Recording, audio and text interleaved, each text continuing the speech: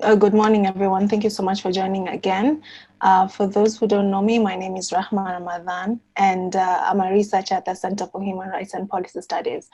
And today we'll be talking about tackling terrorism in Kenya amid COVID-19.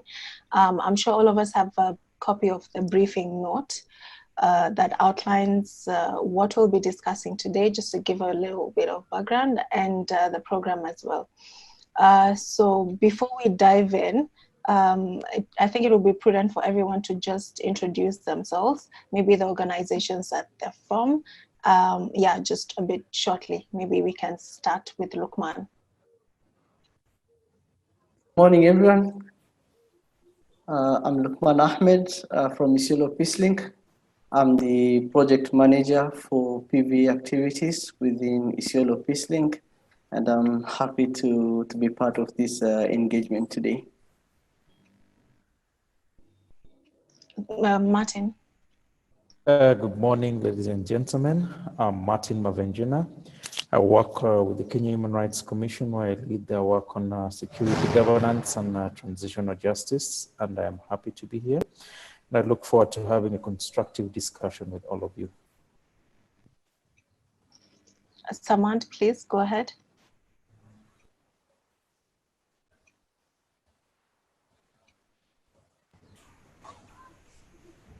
And I'm Abdisamad Mohammed, and joining you from the Office of Wajir Peace and Development Agency. I'm the program officer, so I'm looking forward to health discussions around COVID-19 and terrorism in Kenya. Thank you. Gloria, please go ahead. Good morning. Good morning. Morning. Morning, Gloria. My name is Gloria. I work with Coast Interfaith Council of Clerics in Mombasa. We cover the whole of the 6 counties of the Coast region. I'm the programs manager. I'm happy to be with you to share inputs, learn from you, and discuss more. I'm happy to see Lukman. Thank you. You too. Kasida, please go ahead. Hi everyone. I'm glad that I'm joining this meeting. I'm from Haki na Sheria Initiative based in Garissa. I'm the program officer. And I'm here with my colleague, medically also.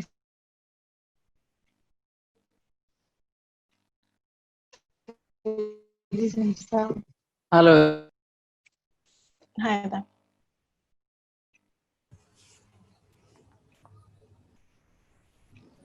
Sorry, I don't think we got you there. Hello everyone. My name is Dimali.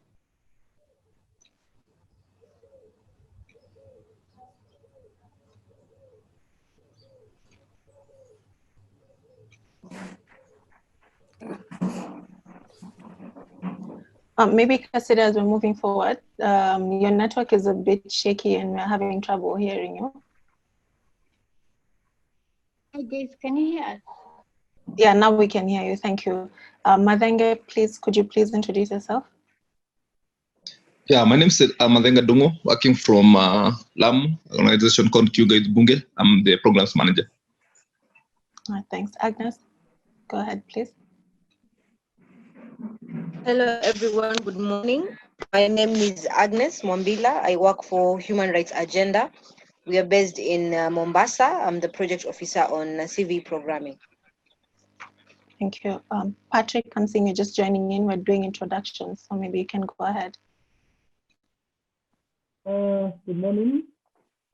I'm Patrick Mutahi. I'm a researcher at the Center for Human Rights and Policy Studies. All right, Linda. Okay, I guess she's gone. So just to set the stage of what we'll be discussing today as we move, before we move into the plenary where all of us can sort of chime in and give in our discussions, just maybe an introduction of the first session on impact of COVID-19 on violent extremism at the local level. So, I mean, as the world grapples with this global pandemic, we've seen both national and international efforts that now are mainly focused towards the pandemic. So this is leaving a window of opportunity that can possibly be exploited by terror organizations.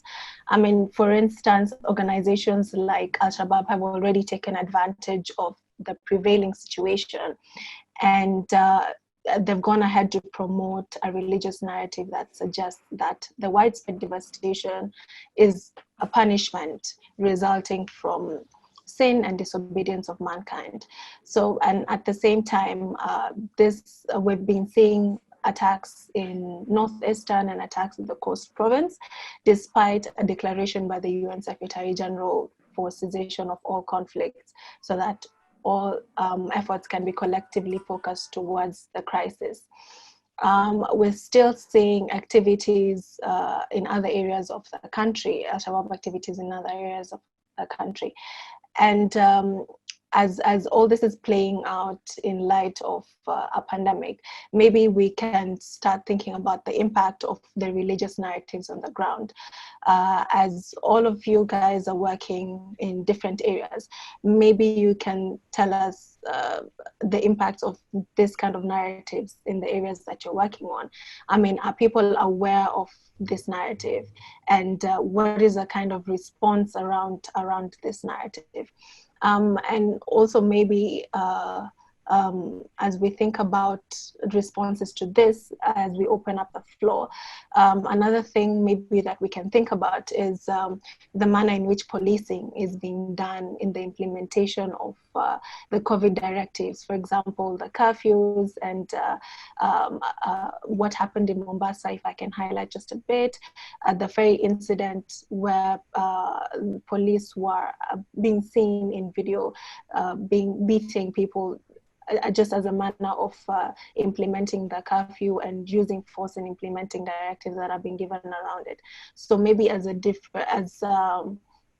we give in our thoughts and our observations regarding policing in the time of COVID in the different counties, are we seeing that maybe this might affect violent extremism in different areas? Is there a connection to policing around COVID, to VE? And as we think about the different dynamics around the pandemic, are any, maybe if you can be able to tell us from the situations that you're seeing on the ground and the dynamics, of course, playing around, any of this maybe affecting recruitment and radicalization in the areas that you're working on? Recruitment, I mean, particularly among existing networks that would maybe traditionally require movement. How is recruitment being done now despite restriction of movement? Is there anything that we can be able to say right now? And I know now that everyone is at home, going back to platforms and situations that may be taken advantage of by violent organizations, maybe we can start thinking about how this may be affected, how online recruitment may be affected. Because now we're seeing a lot of people are at home, and not only that, they have access to internet facilities. So is this an avenue that can be exploited? And if at all, then how are we seeing this playing out in the different areas that everyone is working on? Just maybe a last point that to throw into the discussion as we move into the plenary. In addition to, of course, the pandemic, there was, even before this pandemic, there was the feeling that counties and even the government is generally unprepared to deal with VE matters. Things like weak security infrastructure and surveillance mechanisms in the different areas. So now that we have an additional burden to our security forces and our national governmental officers, how is the issue of terrorism, the very serious security issue of terrorism, going to be dealt with in light of even when security officials are focusing on the pandemic and already existing weak security structure. So yeah, just a few things that we can think about when we're all talking about situations that are happening in our particular areas of focus in the first session. And I can now open the floor for the discussion.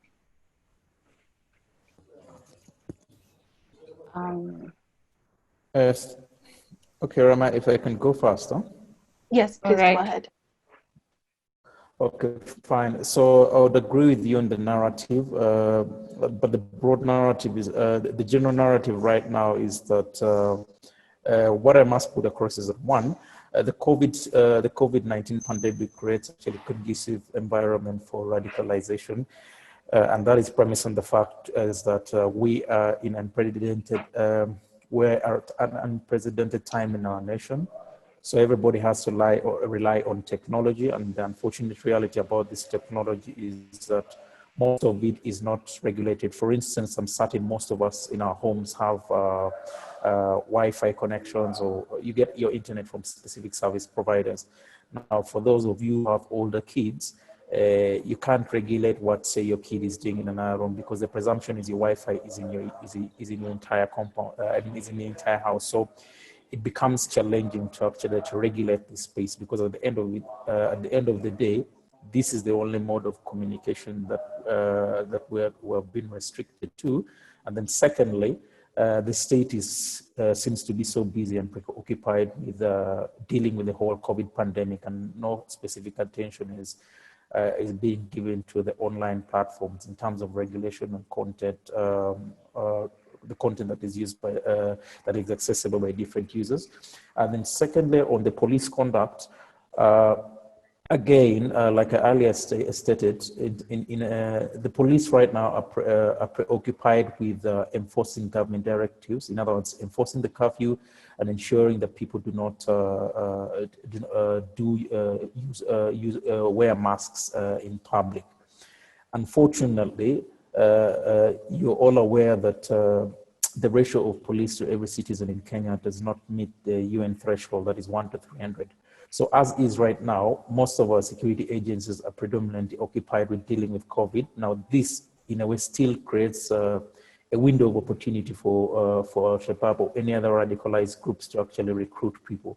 Now, of course, unfortunately for the radicalized groups, they're not going to actually conduct the terror attacks right now, because the equalizer about COVID is that it affects all of us. So probably this is a time that I would suspect would see massive recruitment, because most of our security agencies are more, their priorities are more focused on two things: implementing the curfew and ensuring that you all have protective gear.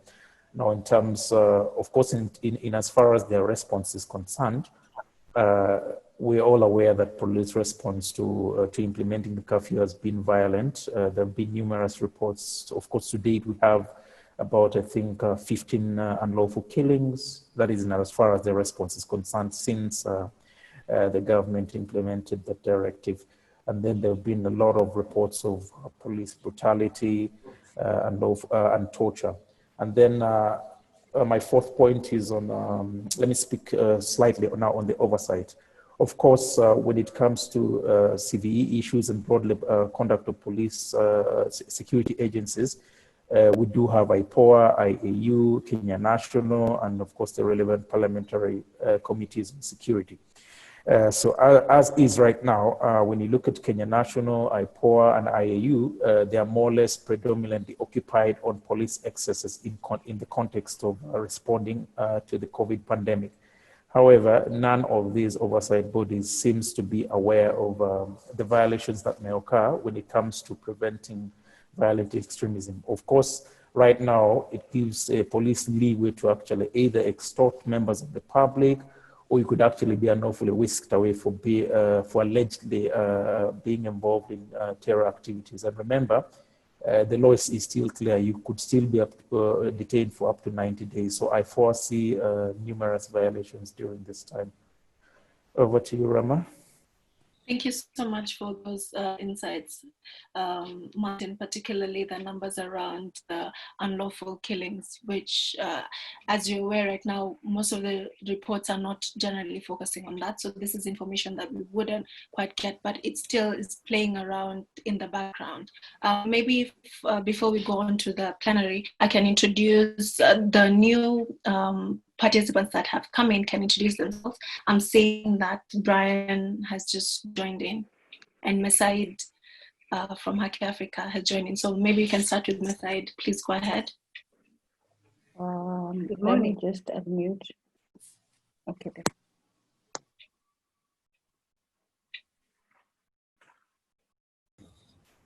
Good morning, everyone. My apologies for coming in late.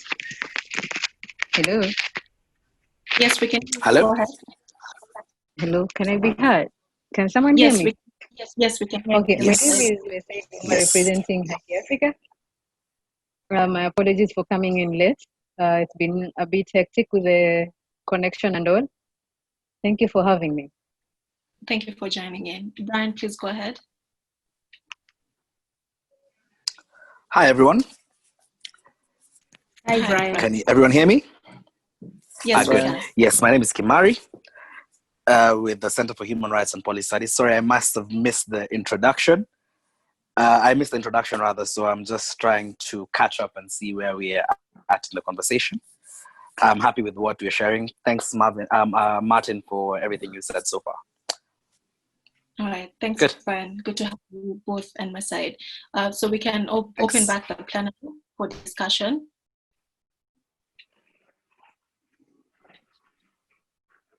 Can I go ahead? Yes, Lukman, go ahead. It's a very interesting topic of discussion. To start us off, yes, there are instances whereby the VE groups might use this COVID-19 situation to be able to advance some of their ideologies in terms of trying to recruit and radicalize. I'll just discuss, I think, on 4 points. One is online content. Right now, many of the youths are not in the fields, they are not in school, so most of them are holed in their homes, in their rooms.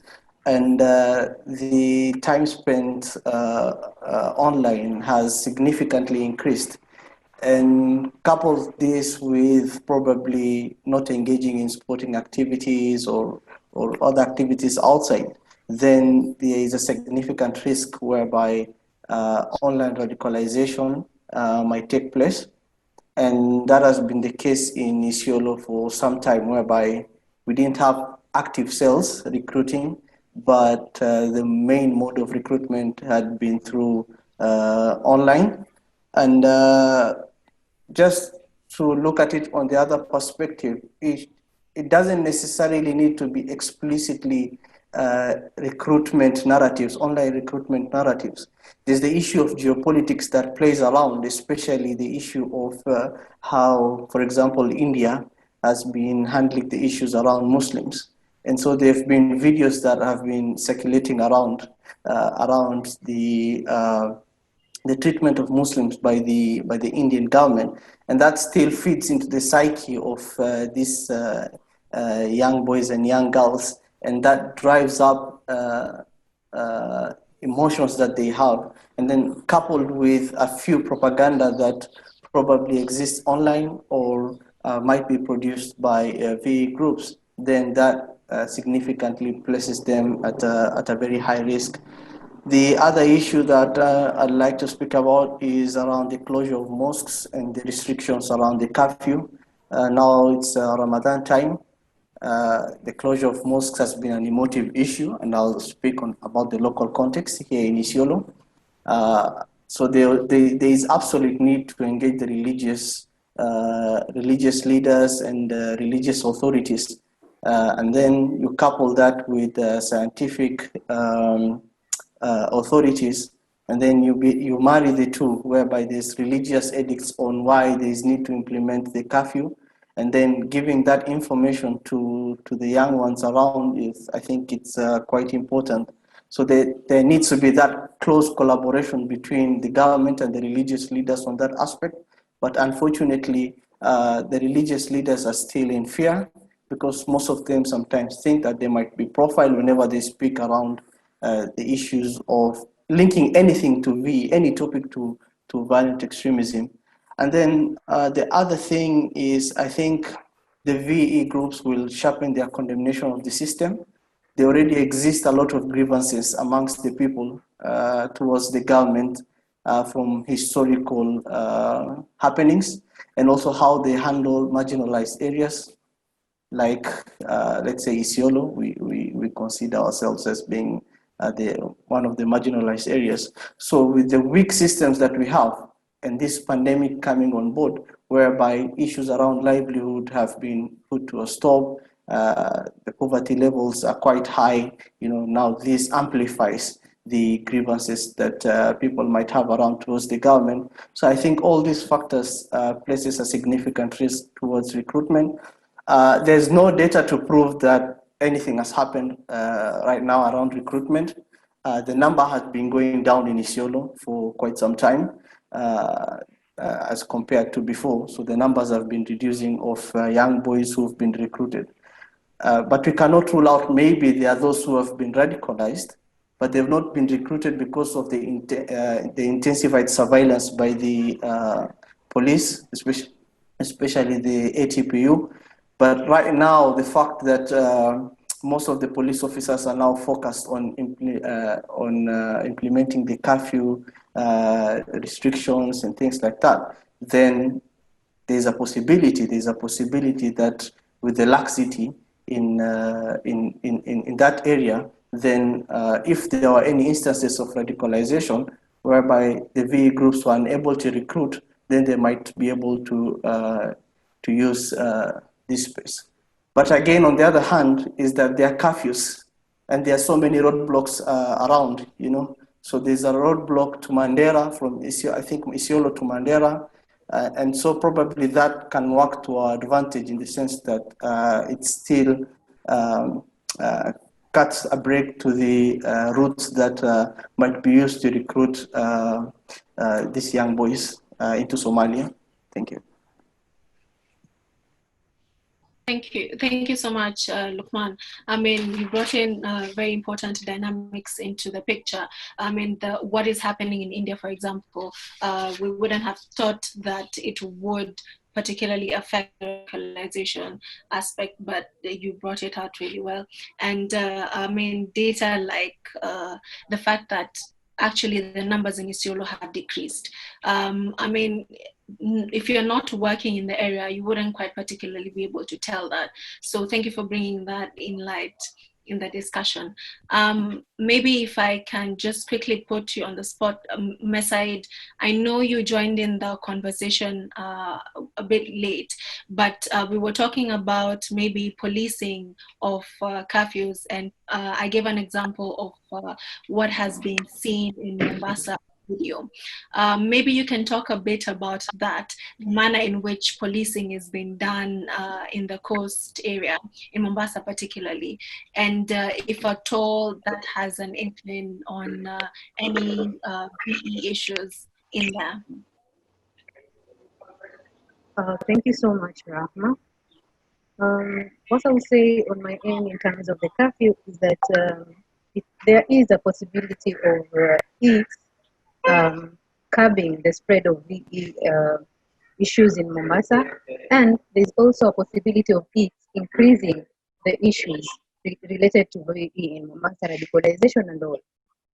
When we come to the way that the police have started, or the way they started with enforcing the curfew, they started with a lot of brutality. We saw a lot of brutality, and when it comes to VE, we see that these are some of the measures that tend to lead the youth or any other person into violent extremism. When it comes to, it is a good thing that we have a lockdown in most of the coastal counties, which is also going to curb the issue in terms of radicalization and all. We have seen where we have movements coming in, radicalization happening in Mombasa, someone moving from Mombasa to Kwale, someone moving in from Kwale to Kilifi just to radicalize the people. So we've seen also people using the route from Mombasa to Lamu as a way of recruiting individuals. Right now, it cannot happen since we have the lockdown. So we can say it has helped in curbing the radicalization rates, but we cannot say for sure that it's not going to bring in more radicalized youth, given that most of the radicalization that is happening is normally to revenge or to go against what the government is doing or what the government is enforcing. So when it comes to them being there being a lot of radicalization cases in Mombasa, we will not say we're not going to rule that out. We're not going to rule it out, given that the situation at the moment and the way the police have handled the curfews has not been that great. They've been out brutalizing people, and that is also giving the recruiters a very nice laid out ground for them to use that to radicalize individuals. All right, Ms. Said, thank you for that. And there have been a few videos coming out of, particularly from people from the coast area, talking about the dynamic that Lukman had mentioned, that it's Ramadan season and most people are urging the government to reopen the mosques and allow them to worship in this time of Ramadan. And how do you think this would play out in the same circumstances? And also maybe you can touch out on the religious narrative that has been going around where Al-Shabaab is saying that the COVID-19 pandemic is a result of religious disobedience. Is this a narrative that has reached people on the ground, particularly in Mombasa? And if so, how is the response to people? How are people responding to this? I think, Rahma, you can tell by the way that we have a lot of spreads in Mombasa of the COVID-19 at the moment. We are not that serious in taking the issues that the government has laid out to curb the spread of the virus. But we are more into, like, if I may use Swahili saying, tulijaliwa kama tulijaliwa kuipata tutaipata. So if Allah has willed that we're going to get the disease, we're going to get it. That is a shown way that already at the back of our mind, we know it's something that has been brought by Allah. And if we are to get it, we will get it no matter what we do. So when we come to the narrative of Al-Shabaab, where they're saying that we are being punished, or it's a form of punishment from Allah, then I think it's already there. It's only that people have not come out clearly to say that yes, this is what Allah has brought for us to punish us for the wrongs that we've been doing. The narrative is already on the ground, and just by the way we are responding to the measures that have been put in place that in Mombasa, that has already shown that we are with the Al-Shabaab narrative that it is a form of punishment from Allah. We agree with that, unfortunately. Right. Thank you for that. So as we prepare to go into the next session, maybe we can hear a few more comments.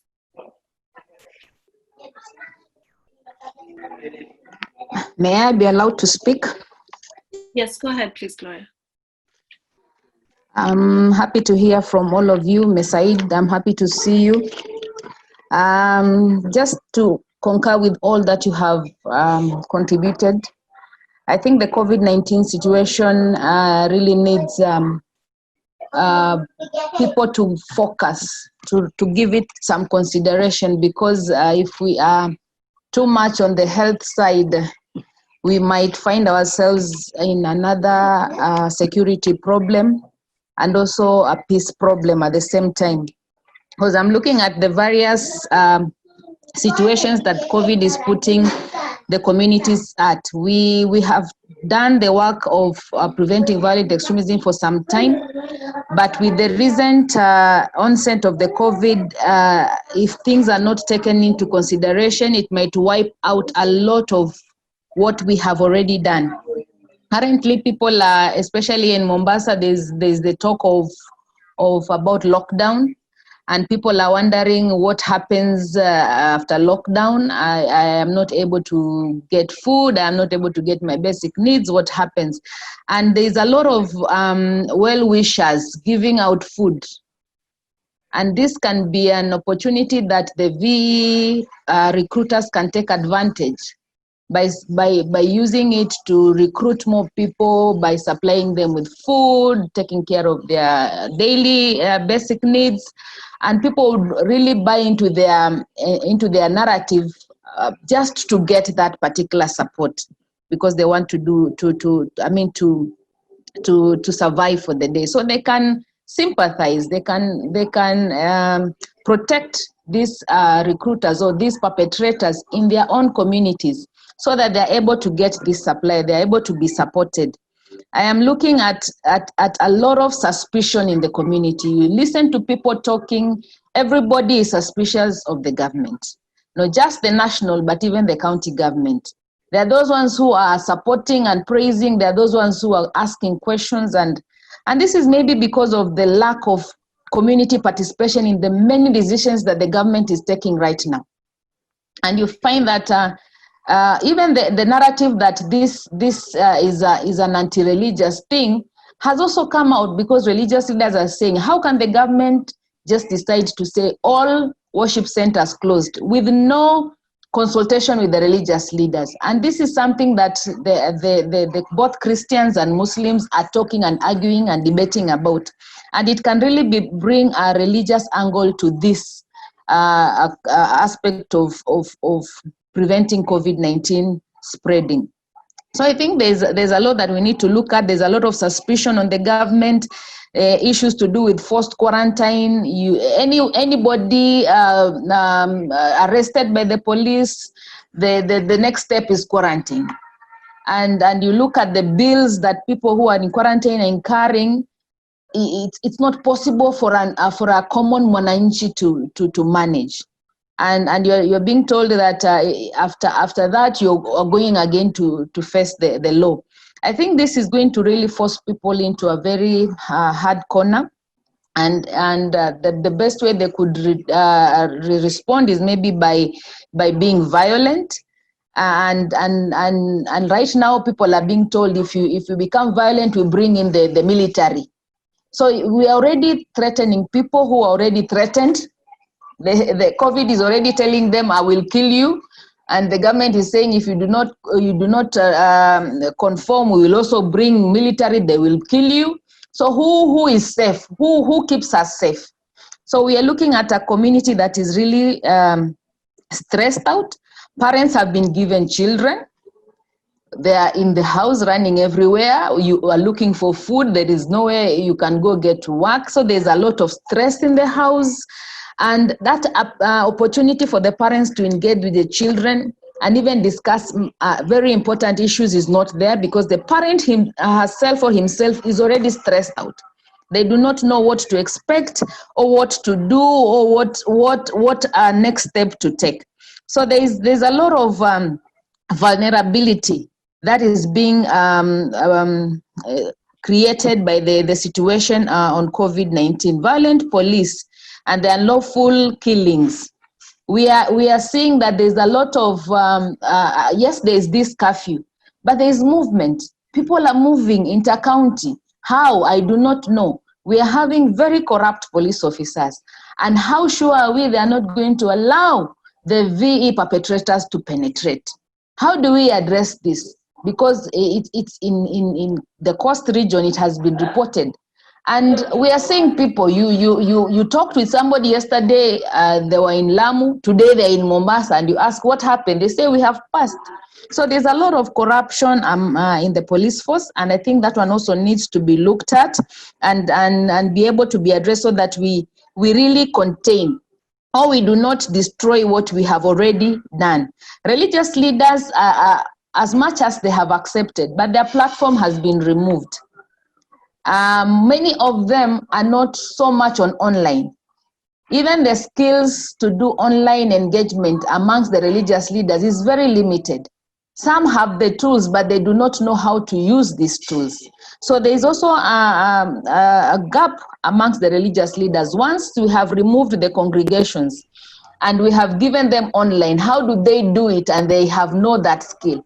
So I think many of the organizations right now are pointing a finger at the religious leaders. I heard the other day the CS asking the religious leaders to come and join, and I'm asking on what platform will the religious leaders join once the congregations have been closed. So there are so many vulnerability that this COVID-19 situation has presented that we really need to look at. The threat on faith, the threat on belief is really going to increase VE, because many of the narratives on VE is based on beliefs and faith. So if this is not well addressed, if this is not taken positively, then people might feel like our faith is being attacked. There was this request, and I really liked the courage of the Muslim religious leaders to the president that give us an opportunity during our Ramadan so that we can do prayers and we can assist one another so that all of us are able to fast. That was a very courageous move. But I'm hearing the Christians waiting for the president's response. If he says yes, they will say, why were we denied our Easter celebrations? Then it becomes another war of interfaith. So I think there is a lot of vulnerability that COVID is presenting, that if it is ignored, it will wipe out a lot of work that we have done in preventing violent extremism. Thank you so much, Rahman. Thank you, Gloria. And I think a lot of what you alluded on going to speaking about wiping out programs that partners are doing. I think we'll be able to talk more about that in the third session. Maybe we can take one more view and then we can go into the next. If I may say something, Rahma, in terms of the religious undertones that we already have down at the coast, is that the issue that of closing the mosques and the churches is already bringing a lot of tension among the religious, the different religious beliefs around here. And the religious leaders have always been at the forefront to ensure that we counter the violent extremism messaging and all. So at this time and moment, they do not have the particular platform for them to sit down or for them to engage with their followers and help them to counter the violent extremism messaging. So yes, I concur with Gloria that there is a lot of issues when it comes to when the government says that they need the religious leaders to engage with the community and all, but you close down their platforms that they normally use to engage the same community. How do you wish them to engage at the moment? We have seen several, we've had or seen several issues in terms of interreligious fight. At the moment, with the closing down of mosques and closing down of the mosque and the churches and any other religious platform is really taking a toll on the effort that we've already put in place to fight to counter violent extremism. Thank you. Thank you so much, Ms. Said. Maybe one more comment before we go into the next session. Well, this is Abdi Malik from Akina Sharia, Garissa. Yeah. Still, the police are more engaged in terms of implementing or enforcement of curfew than than if you see like engaging on something to do with terror. Because even maybe, for example, recently there was an accident of a Probox and a Land Cruiser, but like later on the police discovered that the Land Cruiser had it had come all the way from Moyale, coming to this side Garissa, and then its destination was most probably to Nairobi. So people were asking, what if they were carrying weapons or explosives? What if those were some members of terror groups? So it seems there is reluctance from security sides in terms of making sure that people are safe from terror activities, as they also enforce on enforce on curfew orders. So there is a gap between the members of the public and also the police. There is also recent attacks in northeastern, especially Garissa. There was attack in schools, where one school 4 children were killed, another school 3 teachers were killed. This prompted teachers leaving the area. They were also, they were fearing for their safety, and then people here were angered by the government response on that issue, because it seems the government announced that they are going to withdraw all teachers. That was I think some days before first case of COVID-19 was reported in Kenya. So there is that also. It seems that the locals are somehow not satisfied with the government actions on teachers. This might also bring the aspect of having, kind of a radicalization of locals and even the youth to terror activities, because now no teachers, children are idle. There is possibility of radicalization, and then sorry. I was going to maybe point out, you mentioned about the teacher situation. Now that there is no movement, and I know there was tension between the teachers and the community in the area, maybe you can speak of the situation right now between the two groups. Well, still, even if there is no movement, it seems the police are more focused on enforcing curfew orders than ensuring other security matters are somehow seemingly abandoned, because recently there was also an attack in Wajir. In fact, it was last week, where 6 KPR were killed. So this now shows that despite the government preoccupied with the fight against COVID, there is seemingly relaxed on matters on terror activities. All right. Thank you so much. And as we're moving forward, we've been joined by Nicole. Maybe Nicole, you can introduce yourself.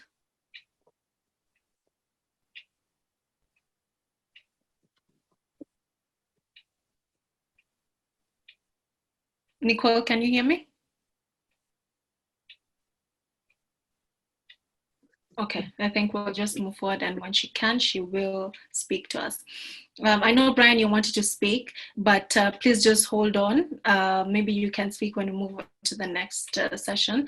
And then I want to remind us that there is a raise your hand option on each of our windows. You can get it under participants. When you go down at the very bottom of the Zoom window, there's participants, and you can be able to raise your hand in the event that you want to add on to the discussion. We can move into the next session, where we're talking about counterterrorism efforts amid the pandemic. So we've seen a lot of vulnerabilities that have been highlighted in the previous session. So maybe here we'll be talking about actions by the government. So prior to this crisis, there were a number of measures that were put in place by the government to counter terrorism. But at the moment, as we have seen, security officials seem to be majorly focused on implementation of various COVID-19 directives. So then what is the status of counterterrorism measures and operations were put in place prior to the crisis? Have they been affected by COVID-19? And maybe a few things that we can think about when we're answering these two questions are surveillance and intelligence gathering. Is this still going on in the various areas that we're working on? And if it is, how is it being undertaken? And operations like Lindanchi and the Boni Forest operation, how is this being played out when we're looking at curfews, when we're looking at security officials being moved around to focus on implementation of curfews and in quarantine areas, and ensuring that people are masked? And county and border patrols, particularly maybe in the coast and northern eastern region, are these still being carried out? Because previously to this crisis, that's one of the directives that was issued by the government, where a lot of the security officials are focused on border controls in the areas so that to heighten security and also conduct surveillances. Maybe just to jog our minds a little bit, prior to the crisis and in response to an increase in attacks in the northeastern province, the government issued a directive saying that they were restructuring security measures in the northeastern because of increase in attacks of issues that have been mentioned by ourselves in this session, speaking to the attacks on teachers. So how is the implementation of this revised structure still going on right now? And there were talks about reactivating Nyumba Kumi structures that are going to be used in surveillances. Is this still going on at this moment? Owing that we have restricted movement, peace committees that were very much essential to the CVE platform, are these also still in existence? And if so, how are we working in the peace committees? Before, also as a new directive, there was going to be an introduction of intelligence gathering structures that would involve the chiefs and assistant chiefs as a directive from the government. How is this even going on? Are all these measures that maybe I have highlighted in the particular areas that you're working on, are these measures still being implemented? And if so, how is this being conducted? And if not, what has been the challenges maybe that you've particularly experienced or have seen in these areas? Maybe to open up the floor, maybe we can hear from Madenge about the situation in Lamu, Kiunga, and adjacent areas. Okay, thank you, Lama. Thank you, Lama, for that. I think in the week of the new year, we saw increased attacks in Lamu. As the government elect from the president, in terms of especially in the implementation of the action plans across the country, and for government and civil society to show impact. I think he had given a deadline of I think July or August there for government, especially the county commissioners, to demonstrate what tangible inputs are being put in place in terms of countering violent extremism. So in Lamu, we had already formed the county engagement secretariat, which is the body which is tries to kind of track and assist in the implementation of the action plan. So we are used to holding on a monthly basis meeting, but due to this crisis, I think the focus have shifted from the CAP implementation to COVID issues.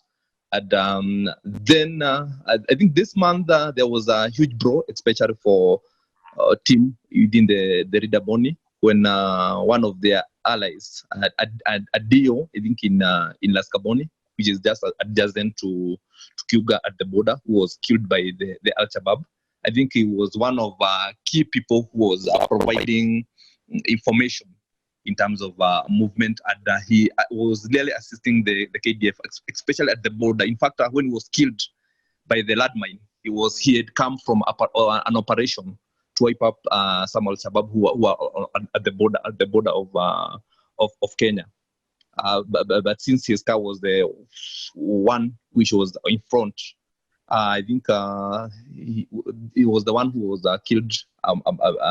His other drivers and security team. So I think that one has really led in terms of the information gathering and sharing along the border.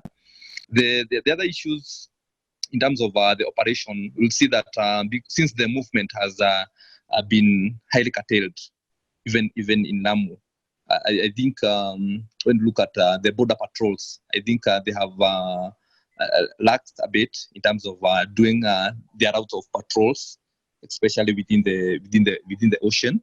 But still, there are some information that the Al-Shabaab might be willing maybe to assist vulnerable communities, maybe providing them with food stuff or some kind of money to support those vulnerable people within the Boni forest. So these are just rumors which are still being spread. So we don't know. And we're still going to monitor because if they start maybe assisting those marginalized communities within the Boni forest, then it becomes optimal time for them to capitalize on the radicalization of young people. Because we saw that the attacks that we saw during this year, I think there are some even from the Kikuyu community, which is a traditional source of recruitment for the Al-Shabaab, especially in Lamu County. And we also saw that the attacks which were carried out during this year, we saw a lot of young people who had moved to Somalia now coming back. Yeah, I think it is an interesting year to see that some of the recruits who had gone or disappeared from the county now coming back and assisting to carry out this attack in the region. Yeah. That's very interesting to hear, Martin. And I know particularly for you, you're very close to operations that I have mentioned and a lot of counter measures. I'm seeing a hand from Abdisamad Hussein. We can have you, and then Martin, we can hear from you. Yes, I think everyone is okay. I've been having problems with my internet. I think everyone can get me now.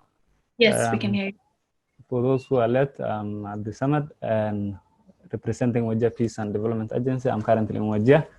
So, and currently Wajir is among the few counties in Kenya that has not reported an active coronavirus. So most of the activities, apart from those government directives and health regulations, every other activity is normal. If I may go back, the curfew is being implemented just well. There hasn't been any human rights violations or any gross misconduct by the security providers in Wajir. And Wajir is among the few areas that has experienced an active terror-related activity during this COVID-19 pandemic. Just as my colleague in Garissa has mentioned, just last week, 6 NPRs from Korof Harar location were unfortunately killed by extremist groups who were on hideout. These NPRs got wind of where these extremists were hiding, together with their counterparts, RD units from Kutulo. They decided that they will confront and flush out the extremists in that area. They, according to the reports reaching us, they coordinated until the last minute when the RDUs were not on site when the mission was supposed to have been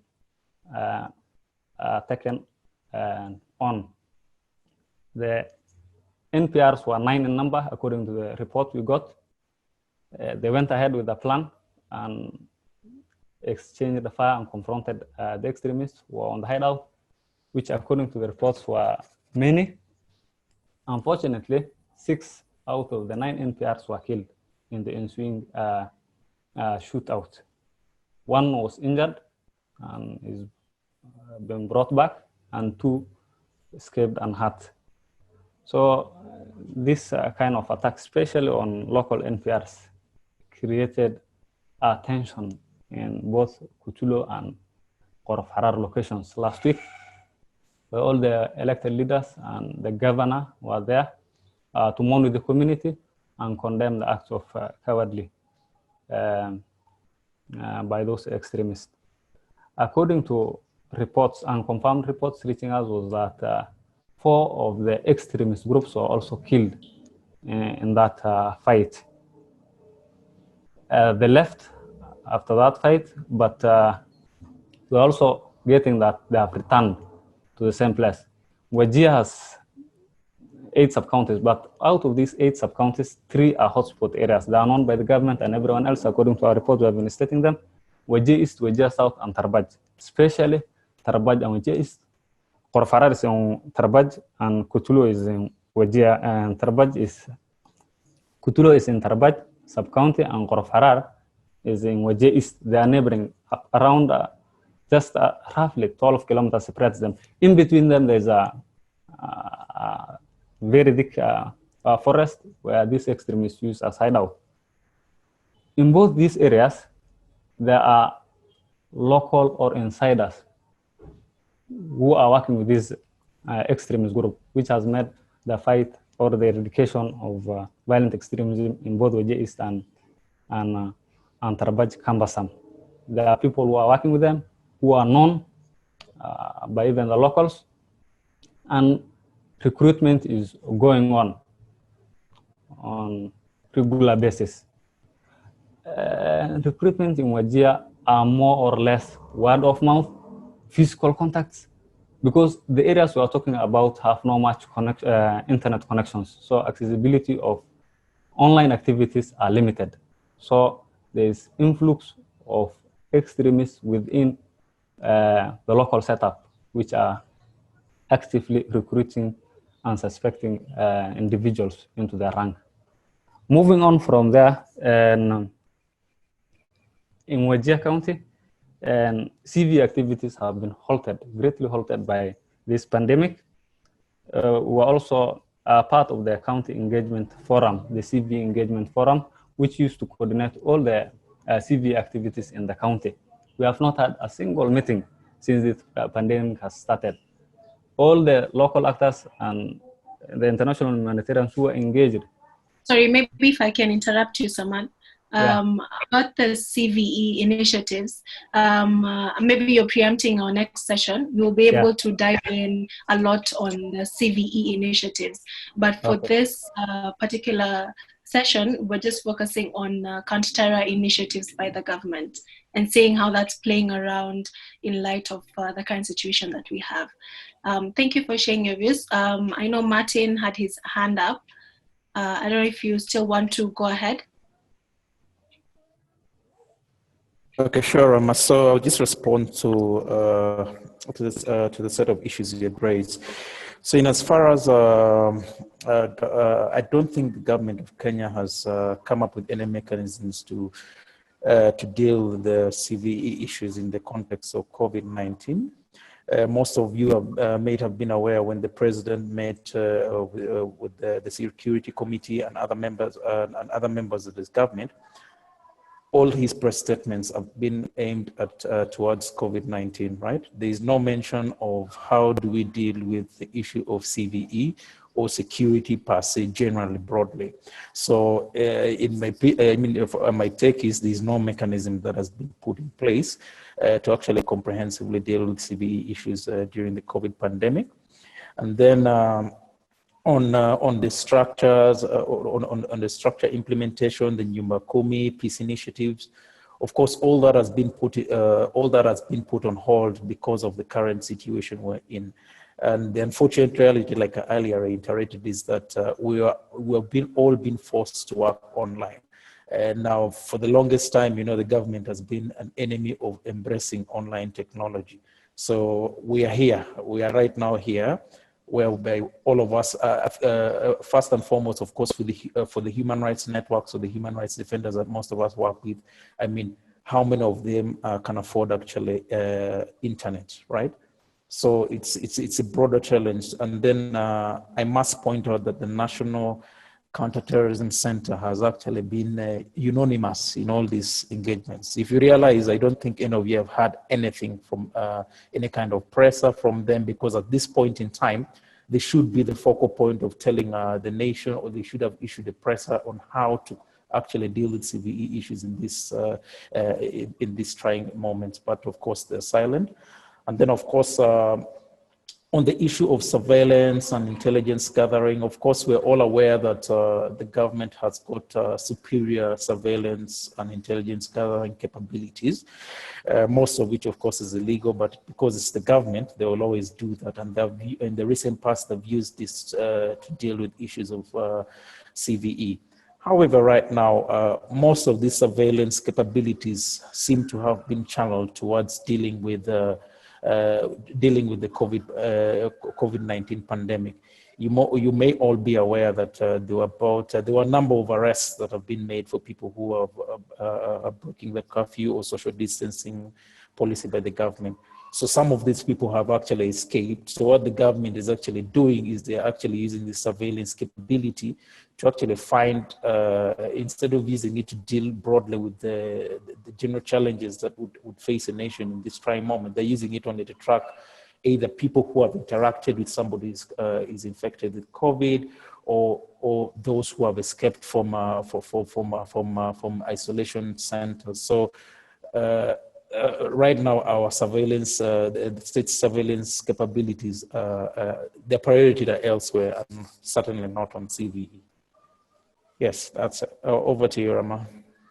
Thank you so much, Martin. I'm seeing Brian's hand up. Clara, you can go, and then we can have Lukman after that. Thank you. Yeah, good. So I think we're still on the topic of strategies. And what I'd want to raise at the moment is that we're seeing, sorry, just a sec. I think there's an issue with my,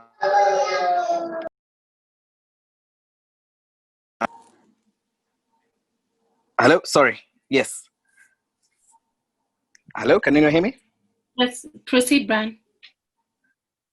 Yes, so saying part of the challenge, I think, with government's initiative on counterterrorism is that basically, I think part of the policy advice that's being given by think tanks and other countries is that to basically tackle the issue of coronavirus, the police and basically all our security apparatus have to give more focus on certain areas. There's been an angle of prioritization, which basically means that a lot of other offenses and other attacks basically take the back burner, so that the focus is shifted from the focus is shifted from basically is shifted towards tackling coronavirus. That means police, and even we can start seeing other branches of security being used to enforce the directives like curfews, etc.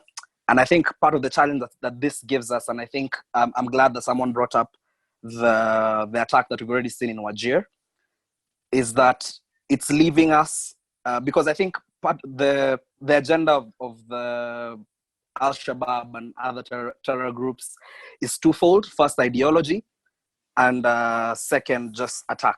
That's how I'm looking at it at this moment. And from ideology, I think we discussed in other aspects that, first of all, it's blaming it on security forces, Western troops, and secondly, to try and paint themselves as a more responsible body. I think we've seen Al-Shabaab saying that they're going to give Somalis directives on how to protect themselves, and blaming security forces for spreading the virus, which is a big problem. And secondly, and which had been predicted before, and we've seen it more with Boko Haram in Nigeria and Chad, and now a few cases in Kenya. I think there's a Wajir case and a Lamu one, but that hasn't been verified though. So the second part is attack. They know that our focus is elsewhere, and that's the challenge that we're going to have. But then the problem is, what kind of policy agenda or strategy should the government then have, to fight back against this? How much priority should be paid to, to pushing back, etc. And we're seeing, I think, Townsend, the U.S. military general, had spoken specifically about the need to push back in Somalia. I think they're expecting a push from Al-Shabaab coming from Somalia because of the raids earlier this year. I think there was also a raid at the beginning of April. So that's the challenge that we're trying to deal with. And I don't think we have as many answers as questions at the moment. So possibly the best idea is to try and, maintain a proper tracker on, what's happening on that side. And that's why I really appreciate the voices from the guys working in the counties. It's really helping to provide context and, help us think of solutions moving forward. Thanks. Thank you, Brian, for bringing up very crucial points there. I think we can hear from Lukman. Interesting points have been raised, and I'd like to speak to, I think, 3 of the issues. One, I'm just giving you the local context of Nyumbakumi and peace committees in Isiolo. The system, the structure has been really weak, even prior to the onset of COVID-19. And I think that's something that has been spoken a lot about, but there have been no tangible efforts to be able to strengthen these structures. I think primarily this issue around Nyumbakumi has been left to the civil society, whereas the government really needs to play a big role. What civil society organizations are doing here is, calling meeting, having programs to strengthen Nyumbakumi. But if there's no goodwill from the government in terms of safety, in terms of, how do you incentivize members of the Nyumbakumi, then we will continue to see a weakened Nyumbakumi structure. And that also fits into the intelligence gathering that was raised. I think part of the 40 billion that was used by the government, 1.5 billion was used or was given to NIS, I think, for contact tracing and things like that. So I don't know. I don't have the data to say that the human personnel has been stretched, but what has been quite a good thing in Isiolo is that we've seen a reduction in the level of young boys crossing over to Somalia because of that heightened intelligence and surveillance. And we are yet to see if that changes, because it's just been a very short time to give specific results out of it, but it's something that I think we'll be monitoring over time. And then there's the issue of border security. I think it had been heightened even before, especially when there was a red alert that was issued. I think that's 3 to 2 months before the COVID-19 issues. So we've had roadblocks, right? Especially if you're coming from Nairobi towards Moyale. There were so many roadblocks around whereby, people, buses were stopped, people had to produce their IDs and things like that. And right now, I think the focus has changed now to measuring people's temperatures. So we are yet to see if that will have an effect on the level of recruitment within Isiolo County. Thank you. Very interesting observations coming from the floor, because in some counties we're seeing people saying that the surveillance and border controls have reduced. So we're seeing increased movement despite the curfews. And now, Lukman, you're telling us that there's increase in surveillance that has led to a reduction of people crossing, young people crossing to and fro. So I think they're very interesting observations. I'm seeing Patrick.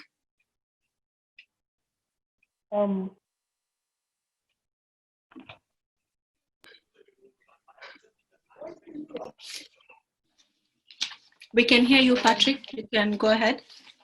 Okay. Yes, thank you. So my question was actually related to what Lukman is saying.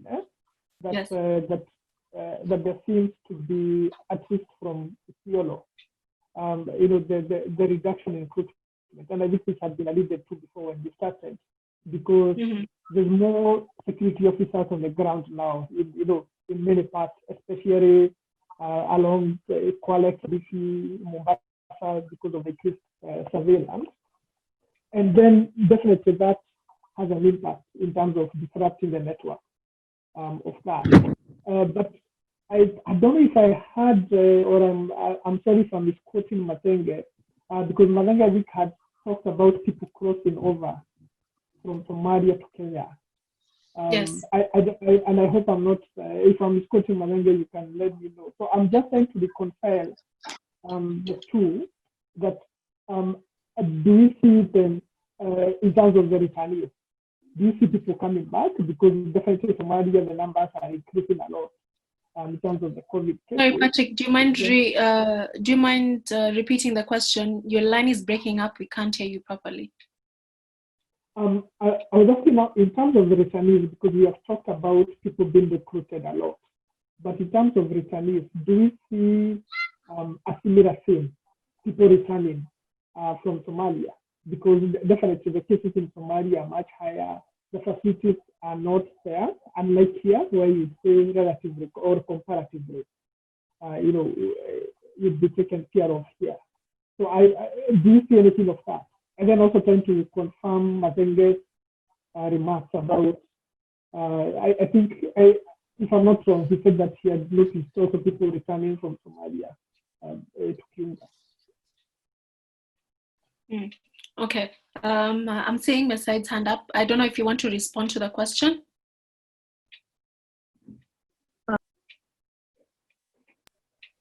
Thank you. I was not responding to the question. I wanted to add something onto the inter-county border patrol.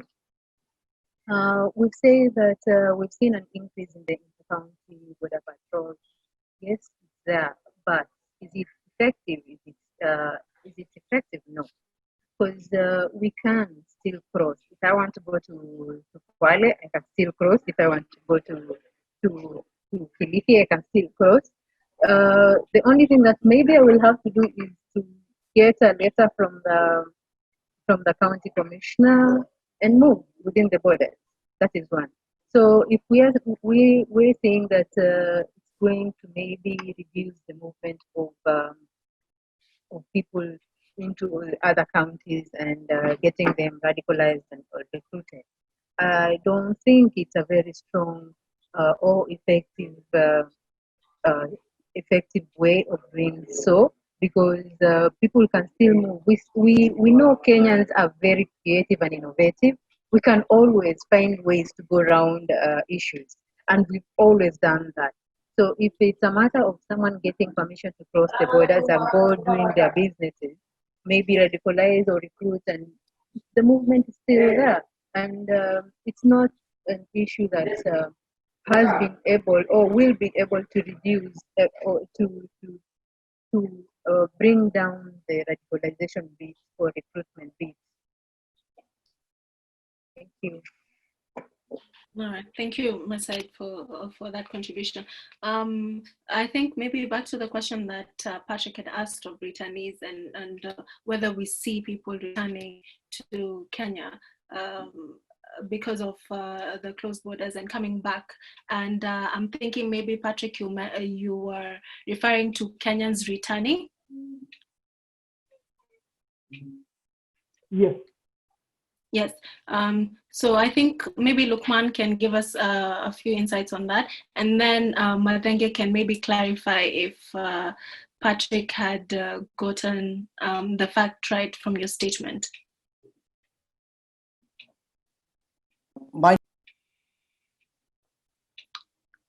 Lukman, please unmute your mic.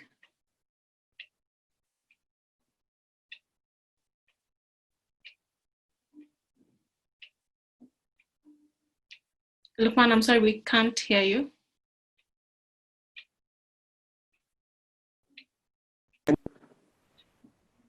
Hello? Yes, please proceed now, we can hear you.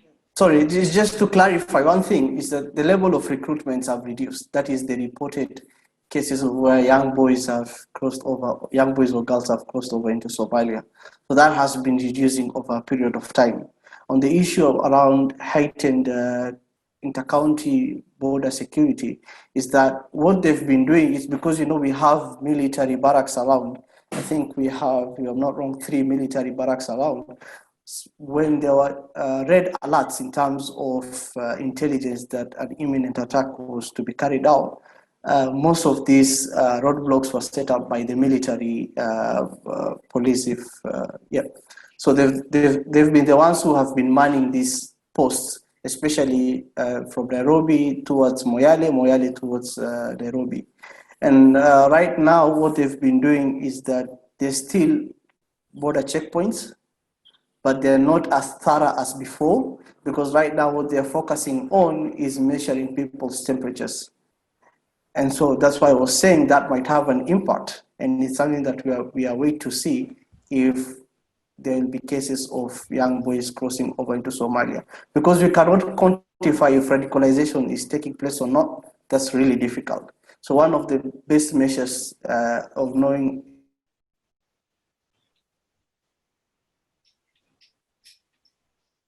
if there's radicalization, I think we'll be able to analyze sometime after all this COVID-19 issue is over.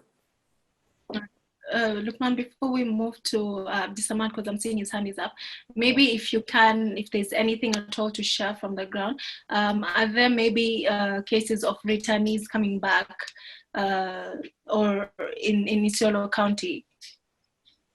Specifically due to within this time frame? Yes, within this time frame. No, that is something that I don't have any facts around it. No, neither have I had anything around that issue. So I'm ill-equipped to speak about it right now. All right, and as we move forward, maybe anyone from the Northeastern region or even Madenge or anyone with maybe information on the questions or concerns that Patrick has raised can chime into the conversation. I'm seeing Abdisamad's hand up, so maybe he can proceed as we prepare to move into the last session.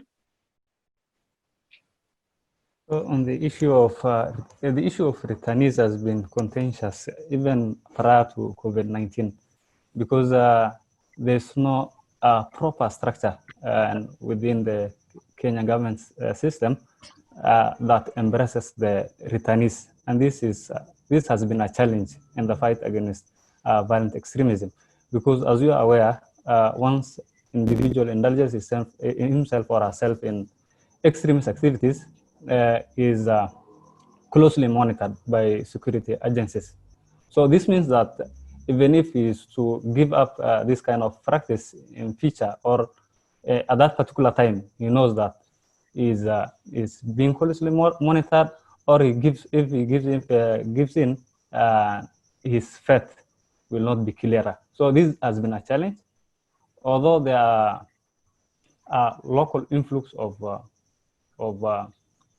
people involving themselves in extremism, and the issue of returnees has been ambiguous. It hasn't been clear from the onset, and something that needs to be looked at going forward. All right, if there are no other opinions or discussion points from the floor, I think we can move on to the last session. All right. So for this session, we'll be focusing on preventing violent extremism amid COVID. So a lot of us from the floor have alluded towards programs being interrupted. And I mean, there are a number of aspects arising from the current situation that may profoundly exacerbate existing grievances leading to increased recruitment and radicalization, as we've seen from the discussions that we've had. Some of them, maybe if I can mention the manner in which policing is being done during this crisis, increased use of online platforms that may lead to increase in radicalization and not necessarily recruitment, as has been seen. increase in use of religious narratives to lure members, and Masad has been able to tell us that in Mombasa, the narrative that has been issued by the Al-Shabaab was already in existence. So maybe they have just fueled it further. Because of harsh economic times and disruption in the economy, because of the crisis, of course, unemployment rates have increased as well. So all of these factors that were there before have now just been heightened. So then now, because I know a lot of us had programs in and around peace building and preventing of violent extremism and radicalization in the particular areas that we're working on. So what maybe I would like to know, what is the status of, what is the current status of these initiatives in light with the current crisis, if they are at all ongoing, how are we maneuvering? And if they're not, then what is the way forward in this, and maybe the reasons that these programs are not going on? And I mean, if they are ongoing, how is the implementation process of it? And also we spoke about networks in and around the PVE spectrum. I know from conversations that we've been having with Madenge that there are networks that they use from the youth that they use in programming and implementation of PCVE programs, particularly in Lamu and Kiunga. How are those networks that are essential to peace building and ensuring that the security of areas is monitored or surveilled? How are these networks faring on in this crisis that we have? Also, are there proper strategies to implement PCVE programs at this point? I mean, I know Brian had mentioned that at this point, maybe it will be more so raising questions than solutions. But if we can be able to speak to implementation of programs in the crisis, because as we have seen, recruitment and radicalization may increase. So these are some of the things that we also need to think about. Yeah, maybe we can start with that, and we'll continue as we go ahead.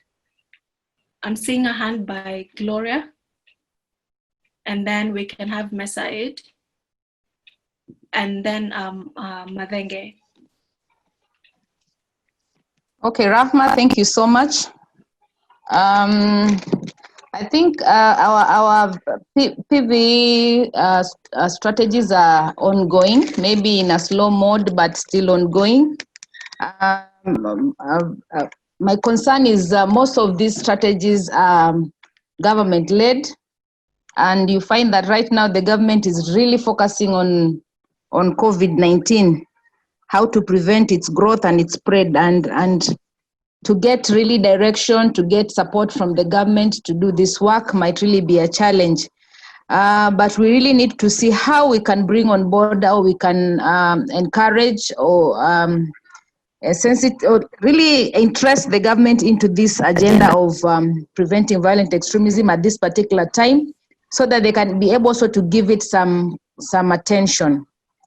The idea of training faith leaders, religious leaders, especially on the online platform, is one thing that Coast Interfaith Council of Clerics is looking at. Setting up a team of, I don't call them experts, but people who are conversant with the technology, just to move to the various faith institutions, just to help the religious leaders have some skill and knowledge about online engagements, different platforms, how they can use them, and even to reach out to their congregations with messages of preventing violent extremism. We are looking at how to build community cohesion, because one of the strategies that VE recruiters are using is to divide communities. So we want to look at how do we bring the communities together. And working with COVID-19 in mind, we are looking at this as a common challenge.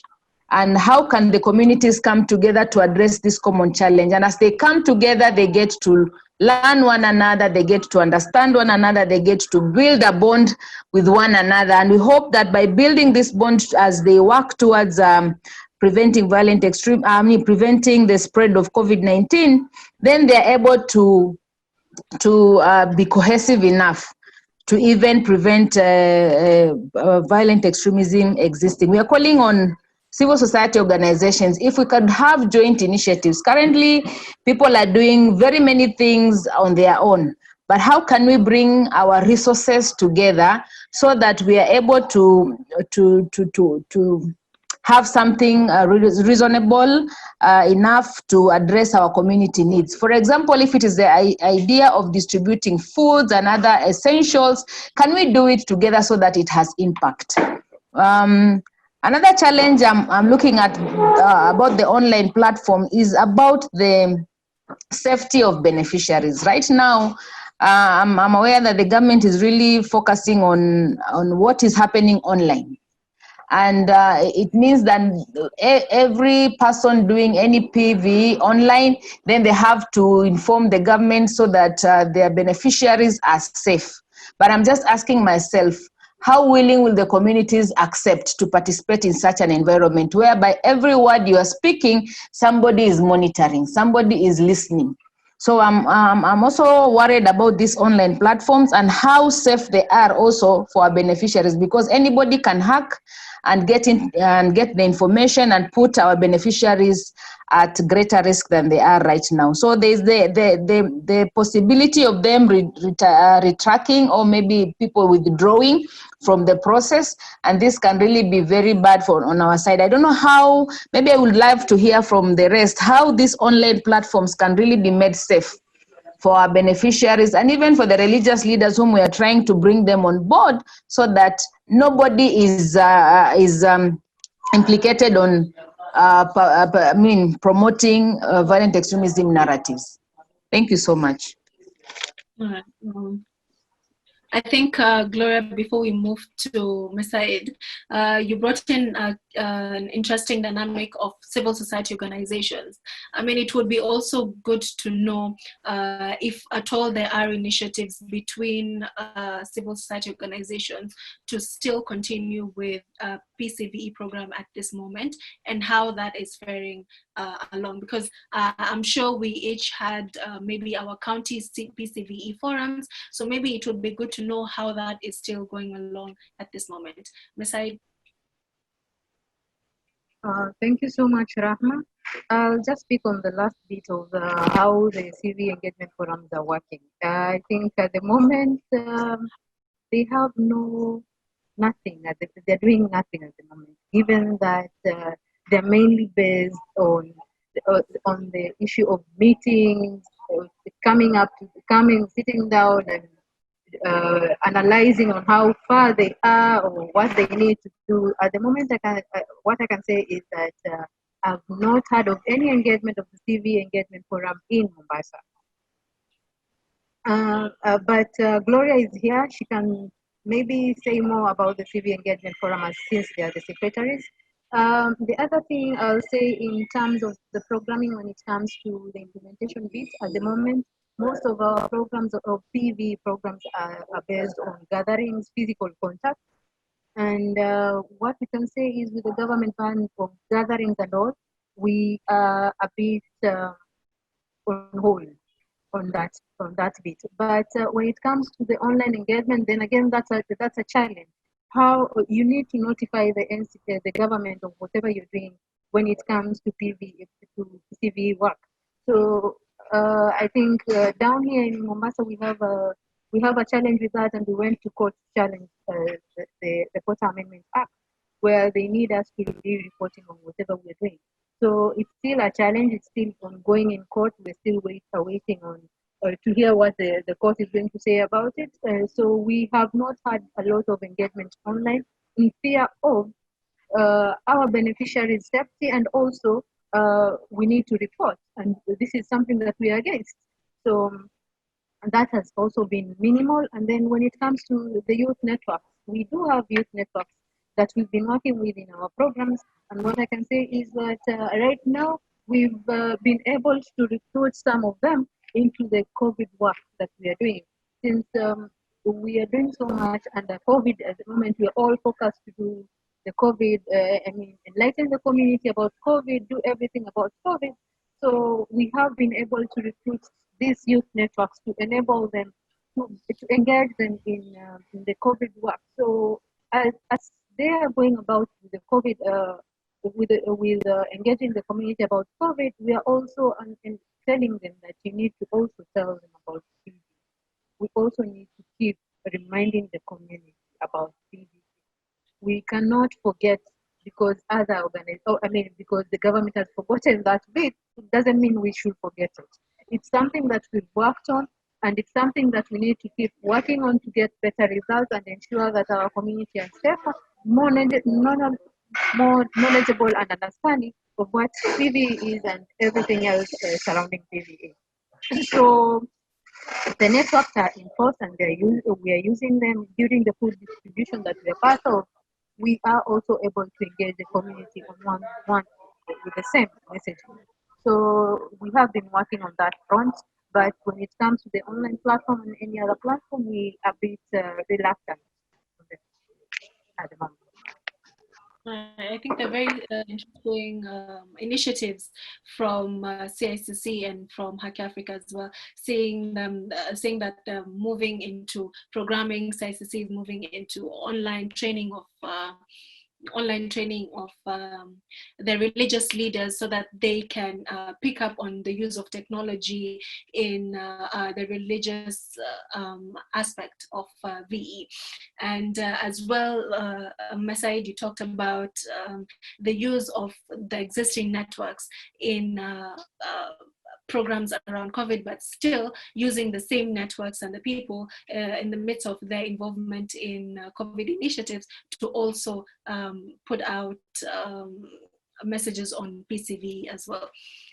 Maybe before we move on to Madenge, Lukman, and Kasida in that order, I'm seeing that we have Salim who has joined us. Maybe Salim, you can just introduce yourself.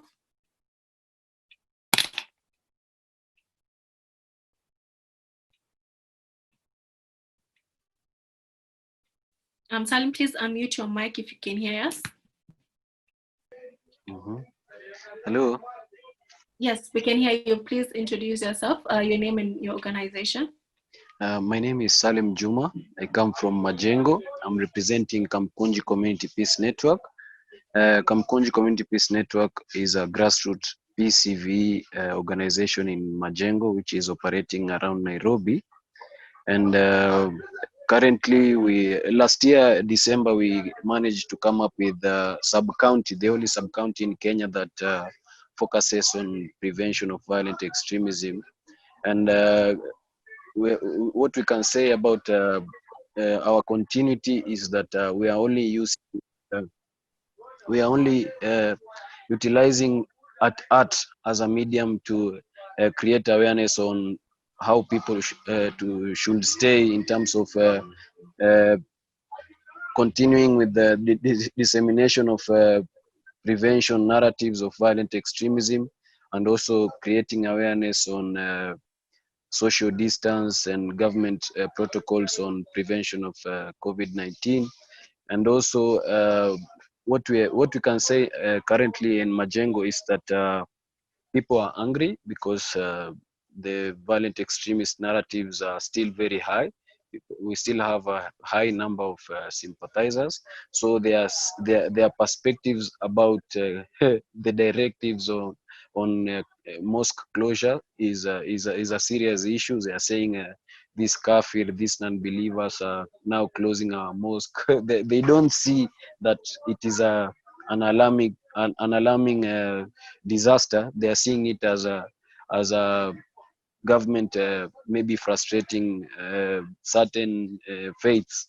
So it's still an issue, but what we are trying to do is that we are trying to create awareness through theater groups and also artists. We have people who are very talented in terms of selling cohesive narratives through art, spoken word, and nasheed. These are Islamic songs which are promoting tolerance and also encouraging people to stay safe and also to provide the government to follow the government protocols and directives in terms of prevention of COVID-19 in Kamkunji and Nairobi. So this is a very important conversation. I'm very happy to be part of it. Thank you. Maybe Jay, before we move on to Mathenge, maybe you can tell us how the use of theatre groups and artists is effective, or how you're going about it at this time, owing that we have the social distancing rule and all about that, and the curfew. How are you managing with that? As I've said, late last year, as Kamkunji Community Peace Network, bringing together communities such as Eastleigh and Majengo in Nairobi, and people who have been affected directly by violent extremism and Al-Shabaab recruitment and those things. So we've been engaging them in a process of like 8 months, and we came up with a Kamkunji Sub-County CVE action plan. And looking at the action plan's activities, we have art as a very key and instrumental medium to pass message in terms of narratives and counter-narrative and alternative narratives. So as part of the action plan, the only activities that are doable in this difficult time is use of art, which is through theater group, maybe presenting their ways of people, the way people can observe social distance and also wash hands and also put on mask. And also we have artists who record narratives, alternative narratives as spoken word, and also songs, which also carries messages of tolerance and also living together, and also enlightening the community that this COVID-19 is affecting all of us. It is not affecting one faith. So they are recording these kind of items in the community social halls when they are very few, and they are disseminating it through WhatsApp groups and our Facebook page. So this is how people are doing it. And also when they are able, when they manage to go to strategic places in these neighborhoods, they do it in an open ground when they also observe social distancing. So this is how they also disseminate these messages. And also they have megaphones. Also few of us have megaphones, and we go around the community sending these messages of people to stay at home and also be peaceful, and also observe security, and also the government protocols on prevention of COVID-19. These are some of what we do, but as we continue, I will also add. Thank you very much for those very interesting things that are coming up from Kamkunji. I think we can hear from Mathenge, Lukman, and then Gloria on PCVE programs in the counties. Okay, thank you, Lama. I think for us, we have structured youth networks that we work with in the implementation of our PCVE program in our county. So in every ward, we have youth networks that we reach out to. So currently, what we are trying to do is we are going to go to the social media platforms and WhatsApp groups for us to continue the discussion on issues that are still pertinent to the youth. We are also utilizing the radio programs, whereby we just have participants, targeted participants, especially the young people, coming on board to respond to some of the issues. But what we are trying to do is, as much as possible, is to integrate the PCVE programming with the COVID, so that we remain sensitive to the current situation that we are in. The other one is we are using theater groups and local artists to produce sensitization communication on the COVID. We shall also be using them for them to come up with short skits for PCVE.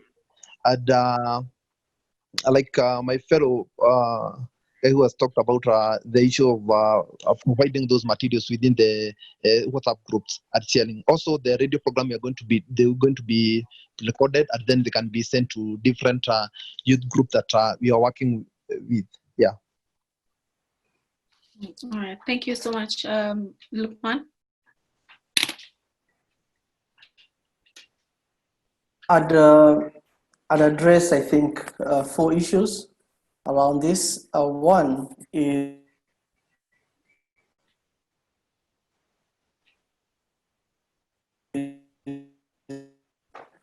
this COVID-19 important. Can you hear me? We can hear you now. Sorry.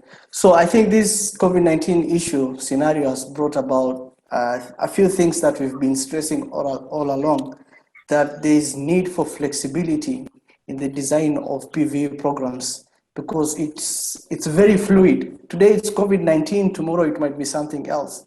And that's something that I think really needs to be stressed, especially to the donor partners, that there's absolute need for flexibility in the design of programs that are being implemented around PVE. So this has brought out clearly the need for that, the COVID-19 issue.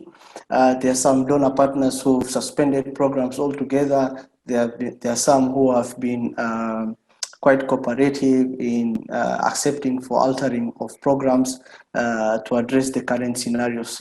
So the other issue is it's also brought to the fore many counties had set up the county engagement forum, and it's in these situations that its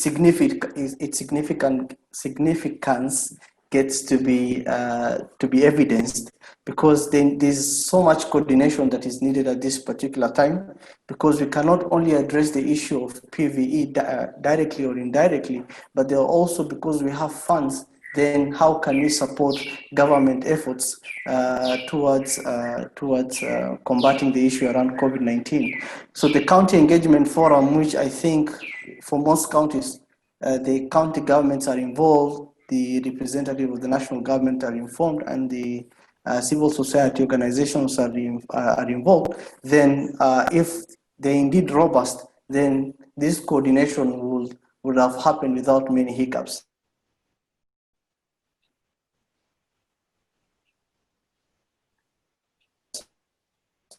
And then the other issue I'd like to add is secretariat. Sorry, can I go on? Yes, you can go on. So many counties have the County Emergency Response, COVID-19 Emergency Response Secretariat. And I think that secretariat involves the civil societies, the county government, and the national government. And so if the county engagement forums had robust engagements between the state and the non-state actors, then it will have been very easy to incorporate PVE aspects within the county COVID-19 Emergency Response Secretariat. So I think there's absolute need to focus on strengthening the county engagement forums going forward. And then, as I've said, flexibility in the design of program. And then there's one point, my last point is around shifting activities towards online programs. But I think that's a bit difficult, because you considering the cost of internet and the cost of probably these gadgets and smartphones and computers and laptops and things like that, especially in settings whereby there's high poverty levels in areas like Isiolo, then it becomes a really big challenge. And so that makes us to focus on rethinking designing of programs whereby we are able to respond to emergencies, we're able to respond to scenarios that might not have been anticipated before. Thank you. Thank you. I think Gloria had her hand up. We can hear from her. Thank you so much, Rahma and the team. Just want to comment about the county engagement forums, and I thank God because Lukman has already talked about it, and even Mesaid and other participants here have also talked about it. But I think it's time. COVID-19 has been able to raise something that we really need to consider, especially when it comes to the management of the county engagement forums. This has been centered on individuals. And now these individuals are very busy doing some other things. I wish the offices on preventing and countering violent extremism in the county government and the national government at the county level would have been assigned specific people who can give it attention at this particular time.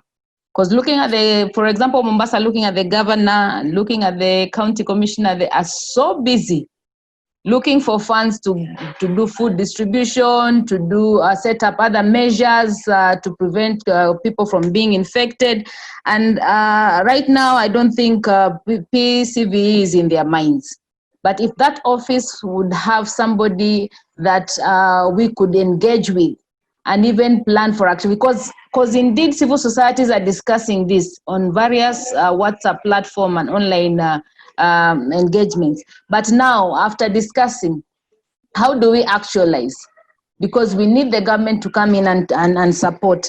I like the idea of Lukman about the online tools. Yes, we may be able to buy the tools, but how sure are we that the people we are giving the tools to are going to manage them and use them adequately? Some might even sell them for other needs in their homes, and we would not blame them for that. So how do we ensure that online, being the only means of communication currently, can work for us, can really help us to do PCVE work and do it effectively? So I am thinking aloud around those two areas. How do we make the county engagement forums more active by maybe strengthening their offices?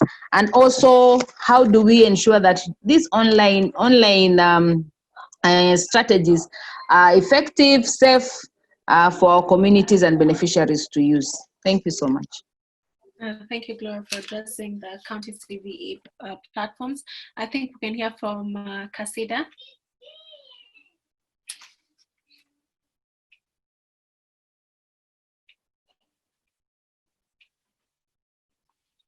Kasida, you can go ahead.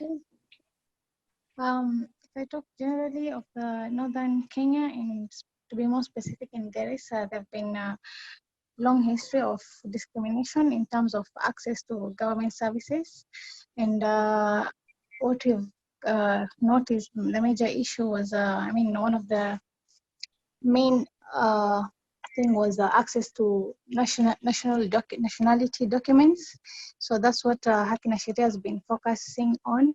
And this year, most of our activities has been trying to support the government, especially the Ministry of Interior and the community, in to provide services of such as registration of, basically increase the access of registration for birth certificates, IDs, and death certificates, application of such documents. And this has mainly, the way that we've designed most of our activities required public gatherings. We've been conducting mobile registration activities in some areas that have not been having access to offices such as the civil registration office and those things.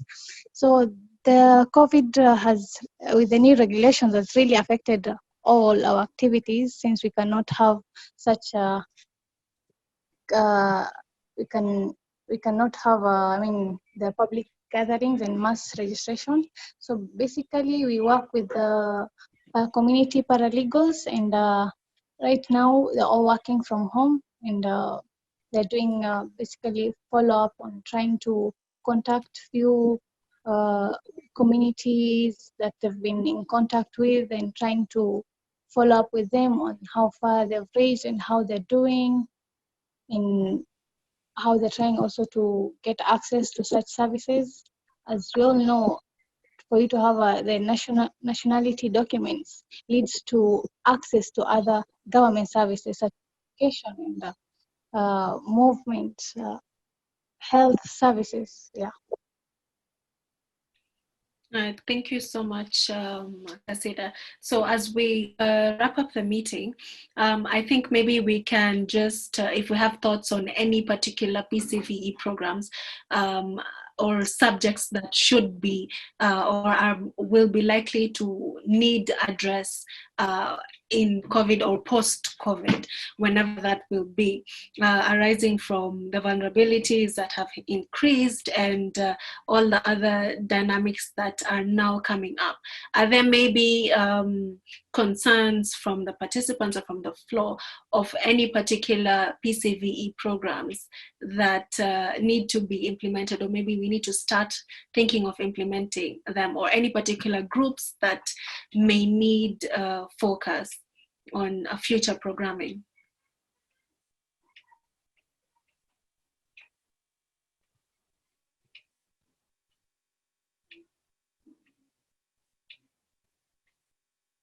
Maybe if we hear any views from the floor.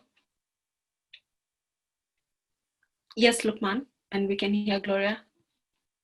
I think one issue which we haven't discussed about is the current spike in gender-based violence at home, and how that marries into disrupting the family structure, and then the effect of that on this young boy or young girl towards his or her vulnerability towards recruitment, towards radicalization and things like that. I think that's something that has missed from the discussion, I think, because of the timing and things like that. But probably more focus needs to be on that issue, and how that impacts PVE, how that impacts radicalization and recruitment.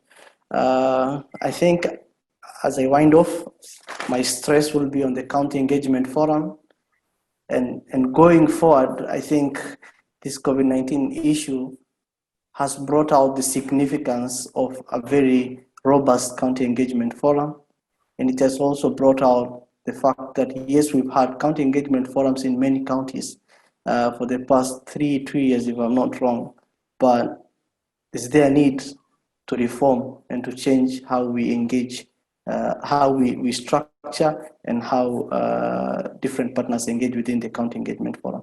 Thank you.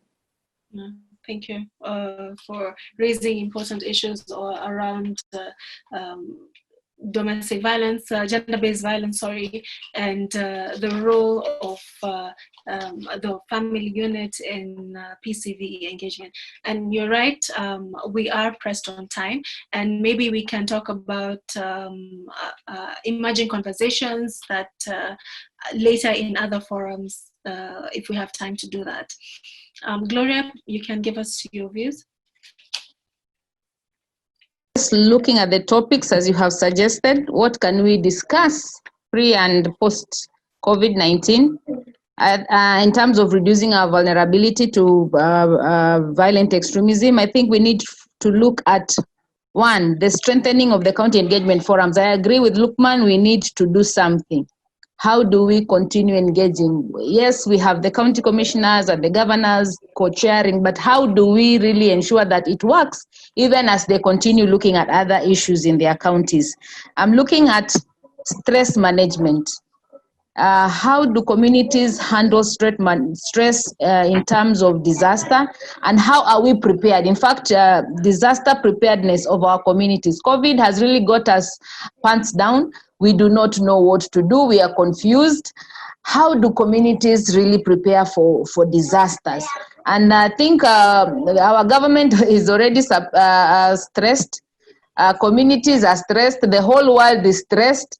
But now, how do we manage disaster? How do we manage stress in times like this? Looking at bringing back the communal living we used to have as Africans, that now I am able to support my neighbor, I am able to support my brother, I'm able to support my sister. Because with this, I am reducing their vulnerability to handouts from VE recruiters. So how do we address this idea of communal living? And it will also help us in terms of parenting, because now the children are at home, the mother is left to take care of their children, the father, and there's a lot of uncertainty and so much people do not know what to do at this particular time. I also think another topic that we can also look at is about the online engagement. I really desire to hear more. How can this really work? How can this really be effective? Areas like, many of these recruitment and training is happening in the interior. and you find that internet in those areas is not really strong. How do we ensure that we are able to post messages and information for communities to prevent themselves from getting recruited into violent extremism? And lastly, I don't know how this can work, because especially now when people are in dire need, you cannot stop anybody to do charity. But this can really be abused. So how do we ensure that the centralized distribution or the distribution going on of food and other non-food items are well managed, they are well monitored, that there is nothing like ideologies being spread using the opportunities to distribute food to the most vulnerable? Thank you so much, Rahma. Thank you, Gloria, for that.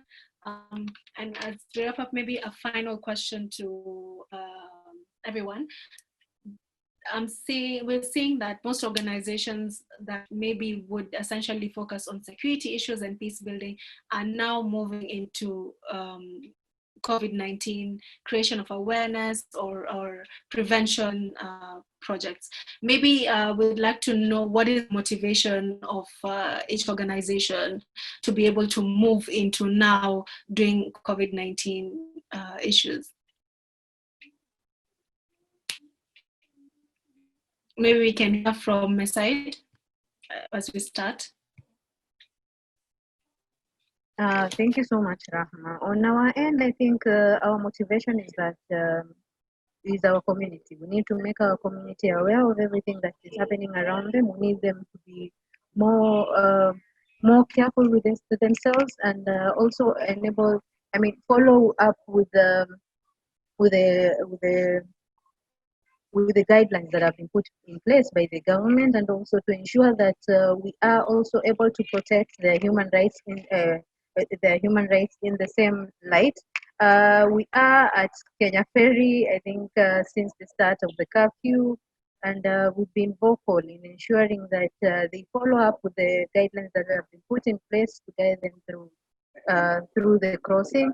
And it's all about our community. What can we do to help our community in this time? What can we do to ensure that the human rights violations are stopped or they do not happen? It's all about ensuring that we are safe as a community, because without that community, we are nothing. Thank you. All right, interesting views there. Thank you. Martin, maybe you can tell us if at all your organization has taken that route. Just repeat the question again. I was asking if at all organizations that essentially would focus on peace building and security initiatives, maybe if they have taken the initiative to focus on COVID issues, and if at all that is the case, then maybe if you can share a bit around the motivational factors or the considerations that went into the decision to now focus on COVID issues.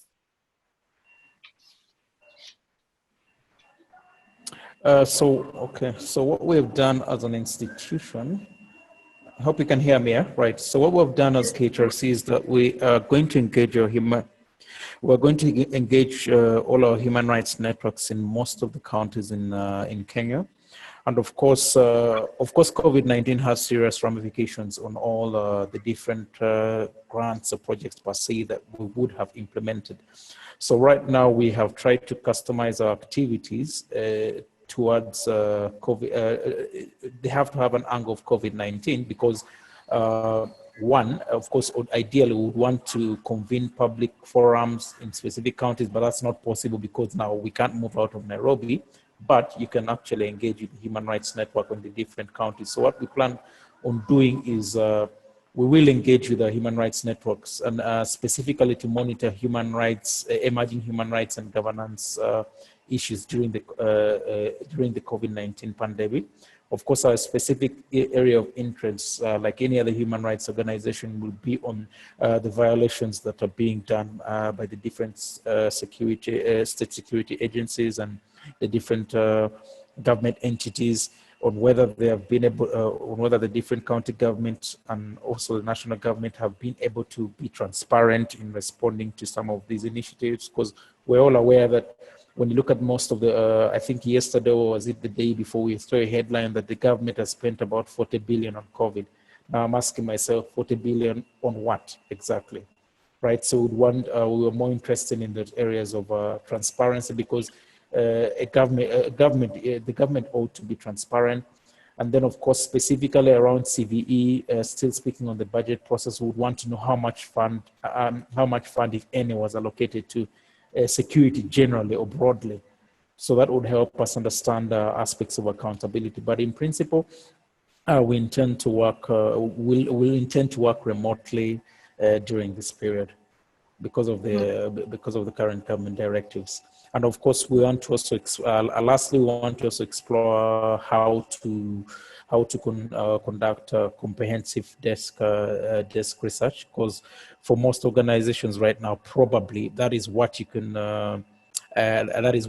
do within this context of time. You may want to do CVE related researches or security and governance researches, because if it's desktop. But of course, you have to try to relate it to COVID. For instance, if you look at all of the partners, so when we're all deliberating, one thing that crossed my mind that I think would be good, when we were looking at the last session, when we were speaking about what strategies can the government adopt, or what can be proposed to the government in dealing with the CVE or preventing violent extremism at this critical point in time. So probably it would be a good idea to just come up with a statement or a position paper, a joint position paper on what we think the state should do in the context of CVE issues. If we don't do that, these fellows are not going to, they're not going to deal with CVE issues. They'll just keep mum. And before you know it, when we try to raise this issue, maybe after COVID has blown over, they'll just tell you that's water under the bridge. So it's food for thought, maybe with the leadership of CHRIPS. We need to think around this, whereby you come up with a position paper on what the state should do specifically around CVE. So KHRC and other partners in the police reform working group on the 30th of April, I can share with all of you what we did in the standard is we developed a document on distance consciousness policing. That was shared with the IG, and it was printed in the nation media and the standard.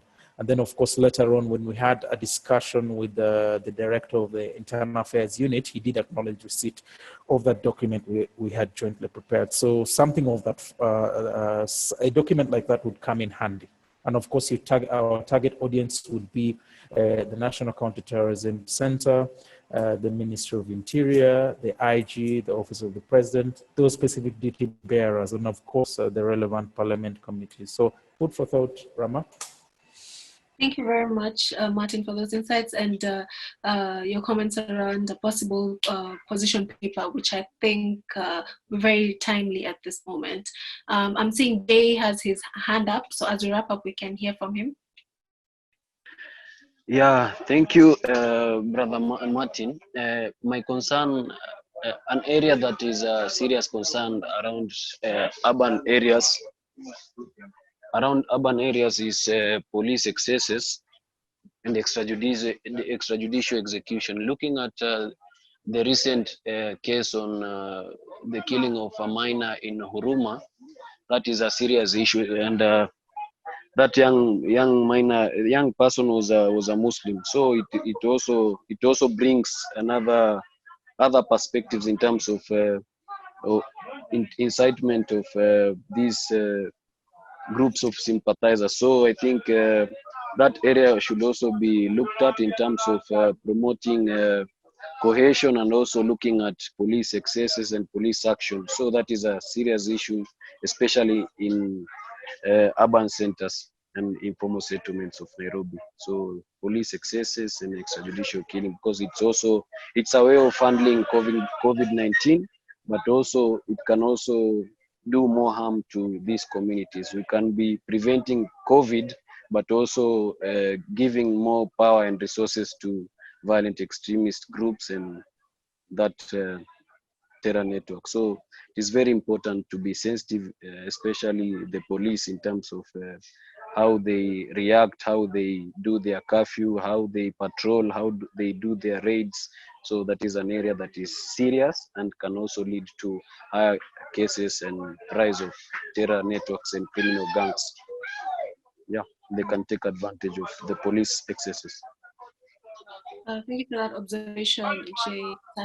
And as we close, very, very briefly, Lukman, please.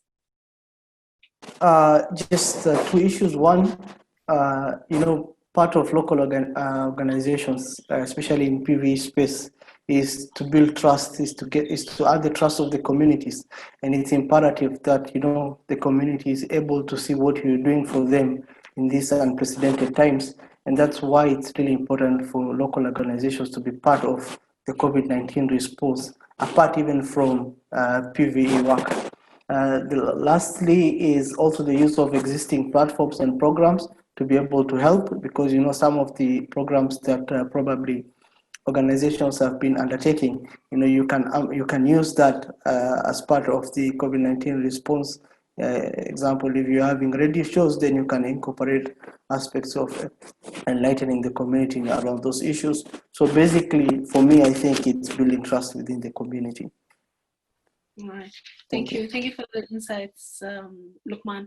So we've come to the end of the meeting, and I'll just do a run through what we've discussed, and I'll just point out some of the things that have come out from the floor.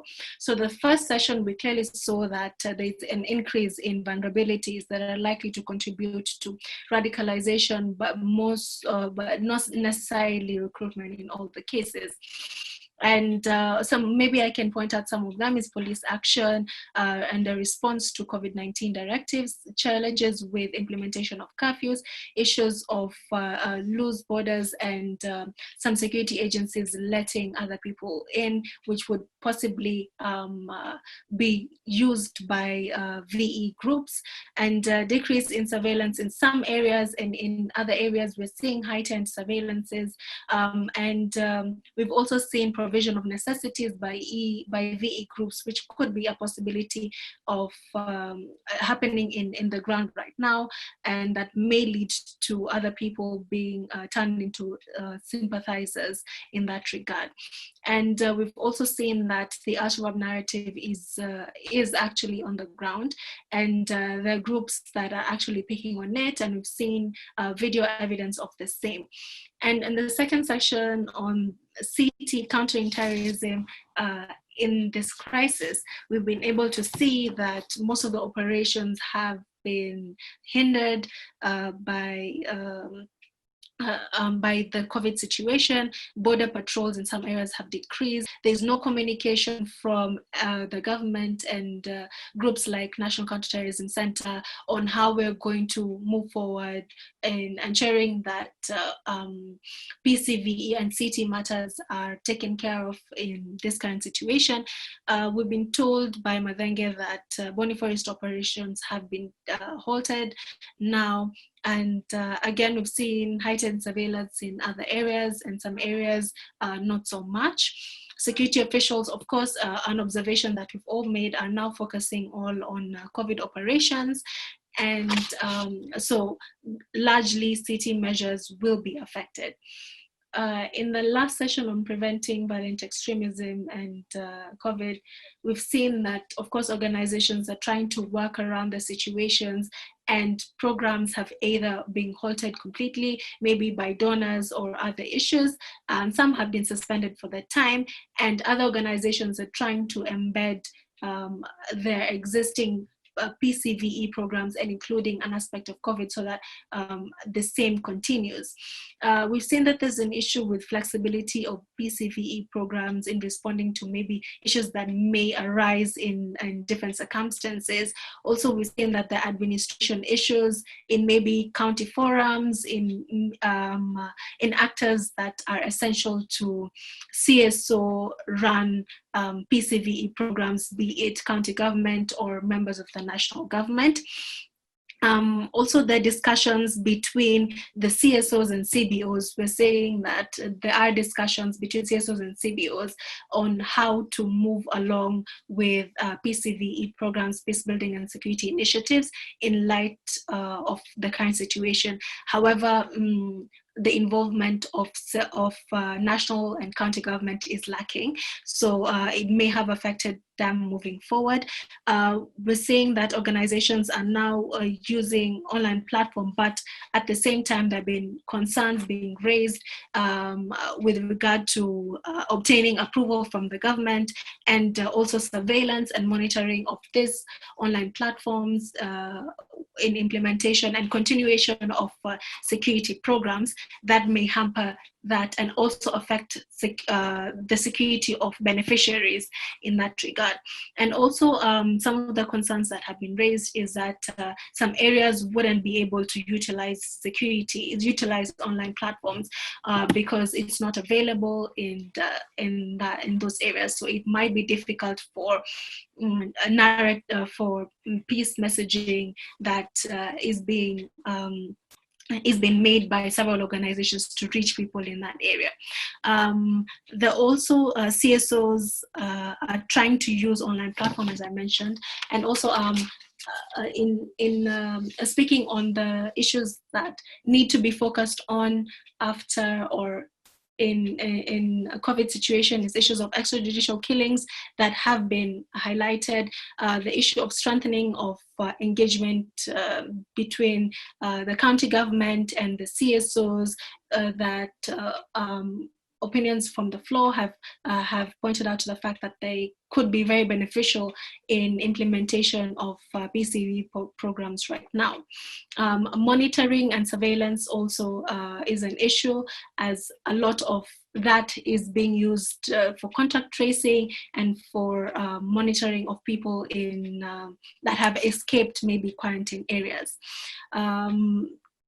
We've seen that most of the CSOs are now focusing on COVID because of issues of monitoring and holding security agencies accountable in their actions in implementation of directives around this area.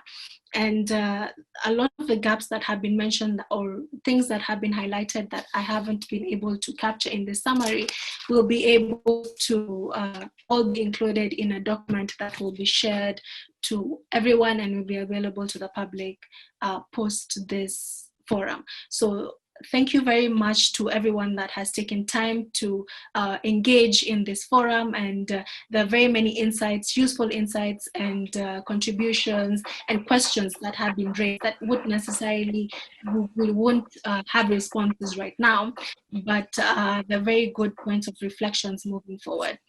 So thank you, everyone. I'm seeing that Mavenge and Kasida had to leave the meeting. So thank you to them as well. And thank you to everyone for your participation and insights in this forum. Asanteni sana.